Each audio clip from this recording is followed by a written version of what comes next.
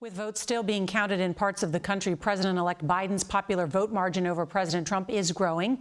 Mr. Biden's lead nationwide now tops 5 million. He's winning almost 51% of all votes cast, the highest share for anyone challenging an incumbent since FDR in 1932. Here's CBS's Ed O'Keefe. President-elect Joe Biden honored veterans in Philadelphia today while still waiting on a concession from the president. With the mechanics of his transition on hold, there are new national security concerns being raised. Former White House Chiefs of Staff Andy Card and John Podesta argue that American lives could be at risk, pointing to the 9/11 Commission's finding that the delayed transition during the 2000 Florida recount hampered the Bush administration's ability to put key officials in place ahead of the attacks. Card was part of that Bush administration.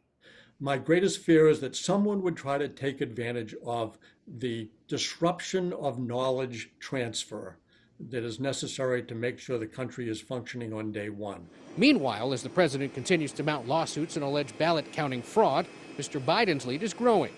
His advantage is 14,000 votes in Georgia, and a hand recount of all ballots announced today is unlikely to change that. Every voter will have confidence in the outcome whether their candidate won or lost. The two Senate runoffs in the state, scheduled for January 5th, will now determine the fate of the Senate and how much legislation Mr. Biden is able to get passed next year.